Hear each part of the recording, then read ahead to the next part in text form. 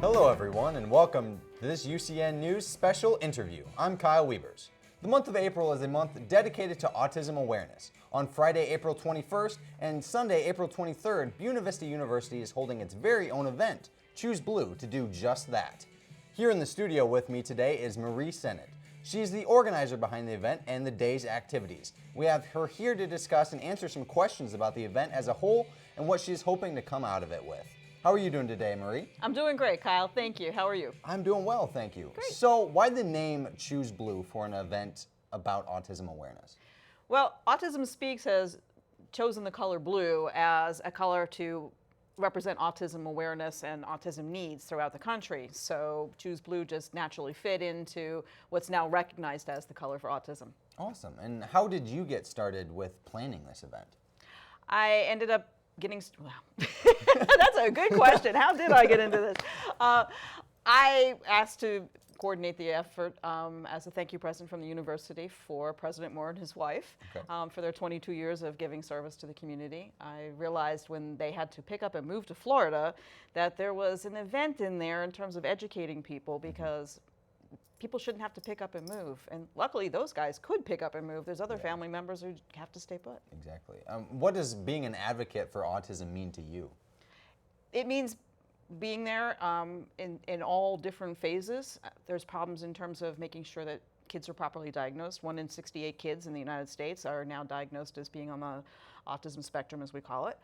It means making sure that the kids get proper education and fighting for that, as well as services at home that are additional services like alarms on doors and equipment that helps them get through the day. It means also when they are outside of the age of school, where they finally get their high school diploma and are no longer protected by the Rehabilitation Act or the Disabilities Act, to have services mandated to be provided for them, to try and make sure services are there and get people in them. Awesome. And so I mentioned briefly that there are going to be 2 different days where there are things going to be going on. So can you give us a brief rundown of both of those days and the events that are going to be going on those days? Sure. On Friday, April 21st from 6 to 10, we're going to have a silent auction. The silent auction is actually being put on by Elijah's Project. They've been doing it for 6 years. This is their 7th year. They're going to have some really amazing pieces for the silent auction.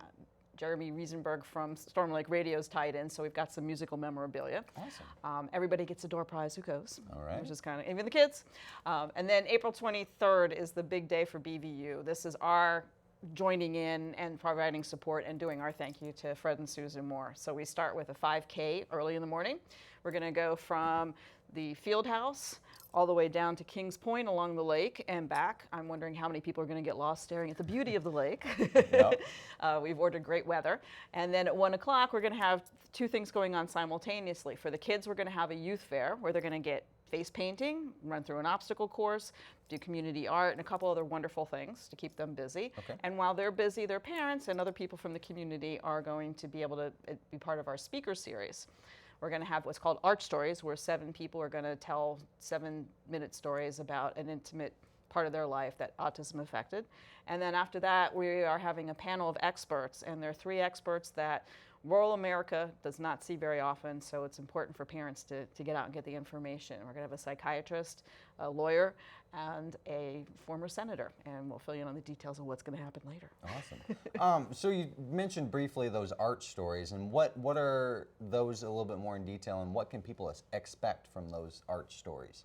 I'm going to expect a lot of tears and a lot of joy, in all honesty, Kyle. It's people sharing a very intimate story about something in their life. We've got 3 people who are adults who are on the spectrum. We're going to tell something about their side and what happened to them. We've got some family members, 2 moms and a sister. And then we have an advocate who's going to talk about what it's like to try and figure out what somebody's needs are and the struggle to get them met. Okay.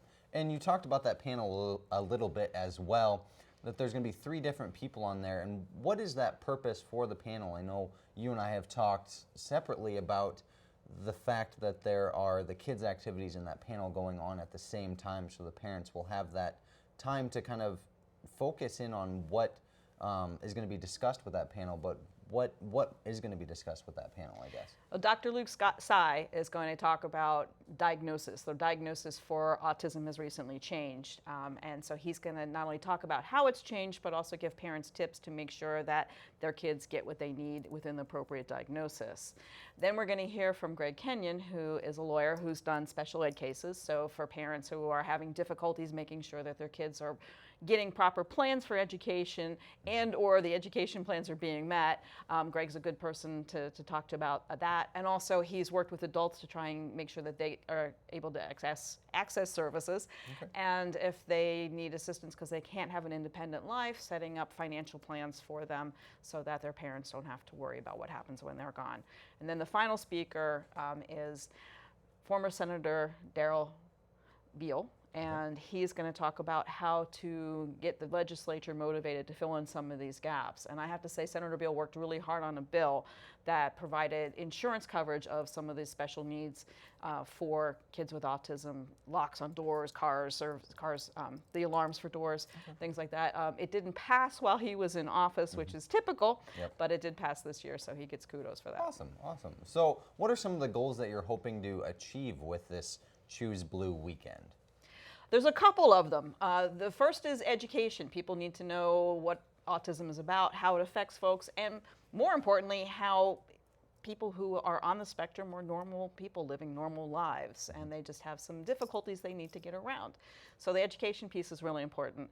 The second piece is we're raising money for Faith, Hope, and Charity and for Genesis Development, and those are two agencies that try to fit the many, many, many gaps there are in services. They can't do them all, but they're working real hard, so we get to raise money for them. And last, we get to say thank you to Fred and Susan Moore for giving so much to the community and the university for 22 years. Awesome. And so you had mentioned that this Elijah's Project had been doing this for 6 or 7 years, and this is the first time that these events are going to be occurring on Sunday. Are there plans to make these Sunday activities an annual event as well? That we'll have to discuss after this is over. Fair enough, fair enough.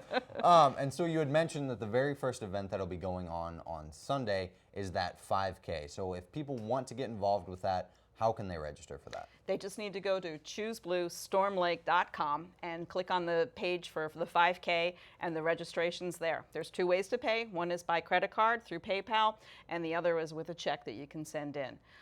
Registration pre-race is $25, and the day of the race, it's $30. Okay, nice and easy for people to get involved if they want to. Yeah. Thank you so much for being on with me today. I really appreciate it. We really hope that this event is a success, and we look forward to seeing everything that's going to be going on this weekend. Thank you so much. For all of us here at UCN, we thank you for joining us, and be sure to look out for our next episode of UCN News this Friday. I'm Kyle Wiebers, and this has been a UCN News special interview.